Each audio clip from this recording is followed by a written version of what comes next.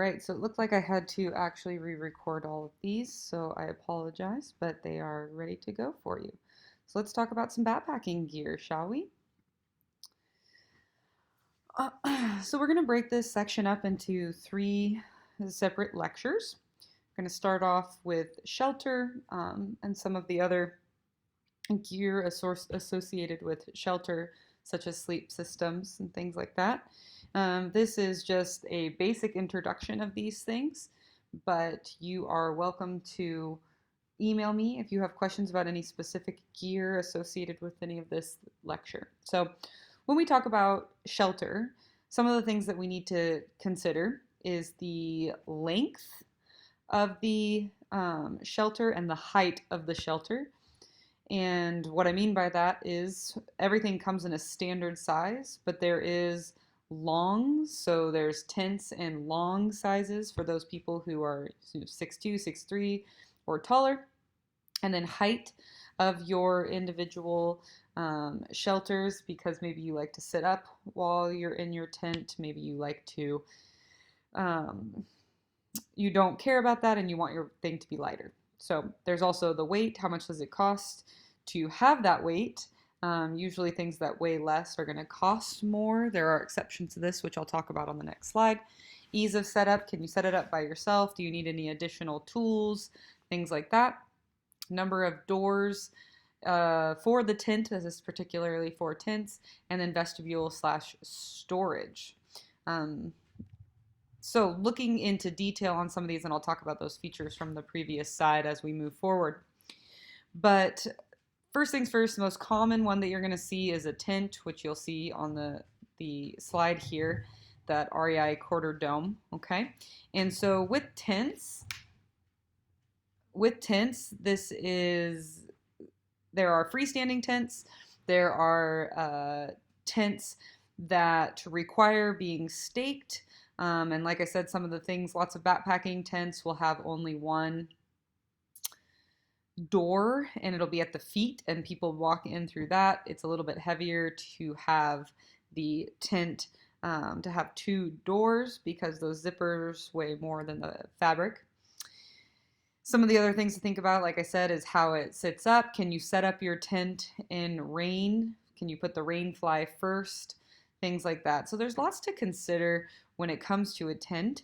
The other thing is weight, how it packs down, and a lot of times you pay for those services. Usually when tents become ultra light or lightweight backpacking tents, they're also not as durable as some of these other tents that we're used to. So all of those things are things that you want to consider when purchasing a tent.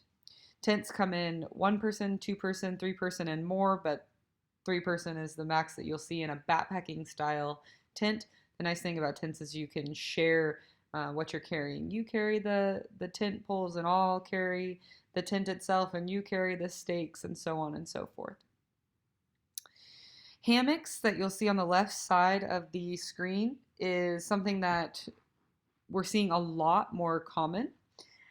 Hammocks are really great because they're lightweight, they're very easy to pack, but it requires a certain environment, right? You need to have trees in order to set up that hammock.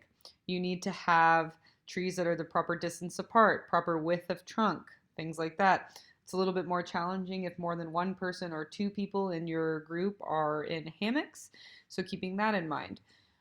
The hammock itself is light. You can get lightweight straps, but then when you start adding things like that cover that you'll see in that picture for rain protection, it starts getting heavier and heavier as you start adding some of these other features to your sleep system.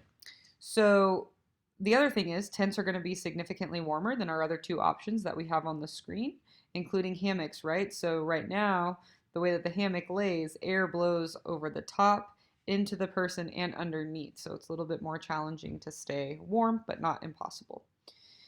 You'll see the tarp system. Now there's real tarp systems that you'll notice in your, there's an example in your independent study assignment for this class of a real tarp, but you can purchase these pre-made tarps that are for setup that are a little bit more taunt, easily fold up, a lighter material, more durable material, things like that.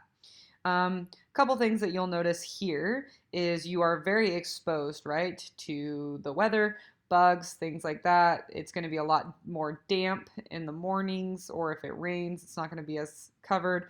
You'll see this a lot more on long distance through hikes like the PCT or the AT, Appalachian Trail, Pacific Crest Trail, Continental Divide Trail, these big, long, I'm on the trail for 3 months, 4 months, 6 months, a year, right?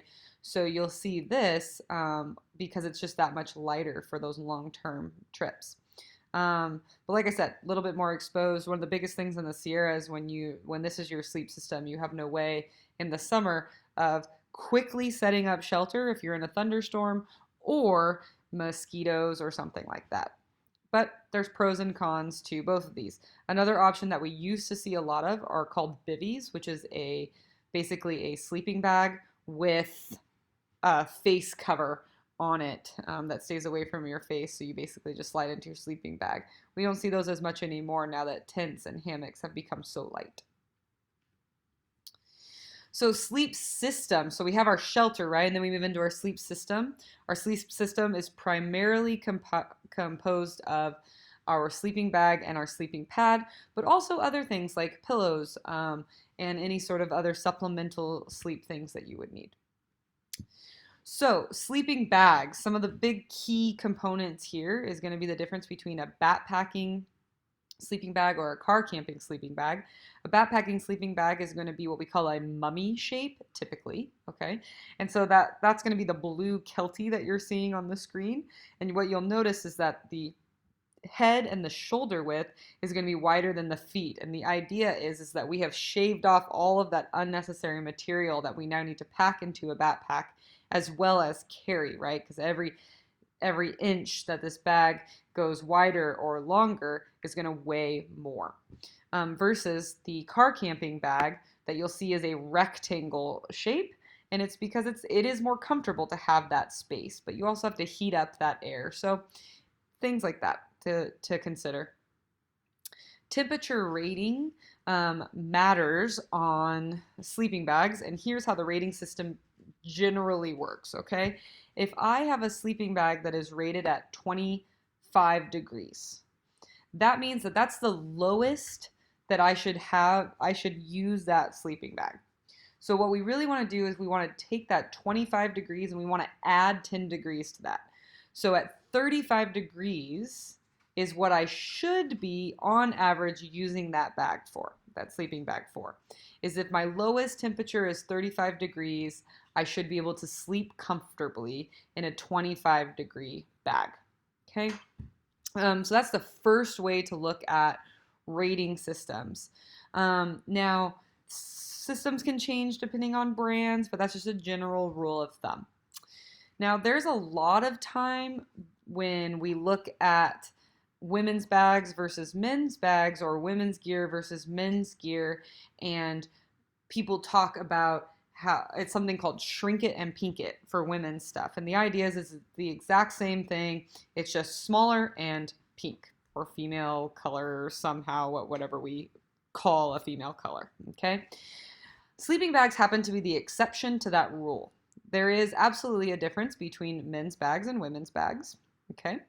So first of all, women's bags are rated at a lower temperature. And what I mean by that is if a woman's bag says 25 degrees, then that would be a 15 degree men's bag. So there's a 10-degree difference between the two, and that's because on average, women sleep 10 degrees colder than men. Obviously, this is just basic information, general rule of thumb, but it's up to you on deciding how you sleep and what's best for you. Okay? There's another major difference between men's and women's bags, and it's that men's bags are wider in the shoulders and women's bags are wider in the hips. This is not a huge noticeable difference, but it is a slight enough difference that your quality of sleep can vary depending on that. Okay.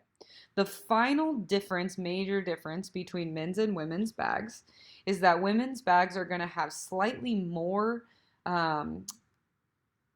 material in the feet because like I said, since women typically sleep 10 degrees colder than men, it's nice for them to have these a little bit more warmth in their feet, as women complain about cold feet often. So it is definitely worth it if you happen to fall under those general guidelines to buy a women's specific bag or a men's specific bag. But again, you make the choices for you based on your individual needs. Finally, there's a difference in materials used in sleeping bags. The major differences are going to be a synthetic bag versus a down bag. Down is goose feathers, those underneath feathers that keep geese warm. And a synthetic bag is going to be small, tiny little slivers of plastic, okay? And the difference between those. So let's start with down bags. Down bags typically are lighter for their temperature rating. They also pack down smaller, okay? However, if a down bag gets wet, then it does not keep you warm, okay? You have to leave it out until it dries and fluffs back up before it would be able to keep you warm. Opposite to that is synthetic bags. If they get wet, because they're plastic, if they get wet, it would still keep you warm. Now, it wouldn't be as comfortable as if it was a dry sleeping bag, but it would keep you warm. So that's why when people do winter camping or snow camping or anything in environments where they know that it's going to be moist, they'll usually stick to a synthetic bag. One final note on the down bags is that there is a moral or ethical decision that needs to be made when purchasing those bags. And they're typically more expensive because of the way that they're manufactured. And some people, like I said, morally or ethically are against the down because it comes from an animal. But there are ethically sourced down bags where they wait for the feathers to fall off the geese naturally versus plucking them from the geese to make sleeping bags. That would cost more, but it does at least allow you to have the resources and use of a down bag that's ethically sourced. A couple notes to synthetic bags that I didn't already bring up, like it stays warmer when it's wet. Okay, it doesn't pack down as small, and it's typically heavier, but it is usually cheaper. And so there's something to say about that. A lot of times now, it didn't used to be this way, but now you can buy a combination bag that has both down and synthetic. And so that's something to consider. Most bags have some sort of water treatment on them as well to at least help the dew, and it wouldn't be submerged in water, but it would at least help keep some of the little bits of water that are just a natural part of the outdoor environment away from us. Okay. Sleeping pads. When we talk about sleeping pads, there's some major differences here. Now, sleeping pads are absolutely mandatory in the backcountry.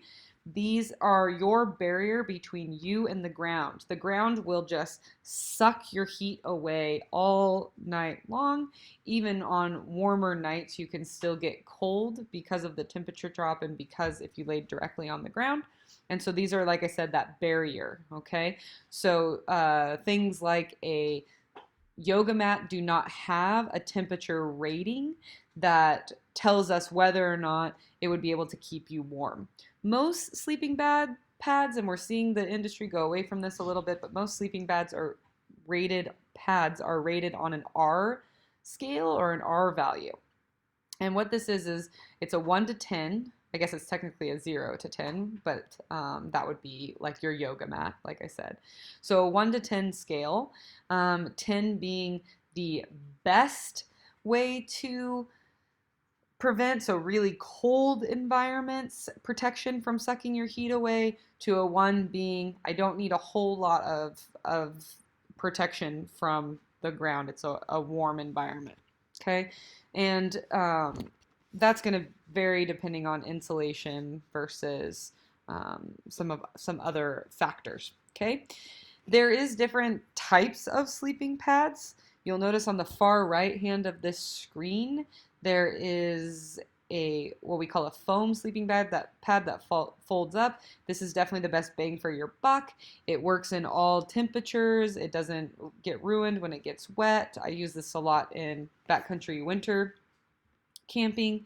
Um, and it's a relatively good temperature scale, and it's the cheapest, or R value, and it's the cheapest way to start. I think it's like 25 bucks or something like that.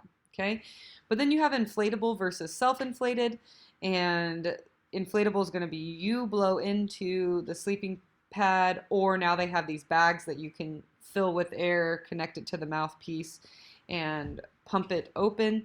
You definitely want to consider that though, or to pump it full. You definitely want to consider that though, because when you're at a higher elevation, you've been hiking all day, you're at 10,000, 12,000 feet, it can be really hard to blow up this sleeping pad every day.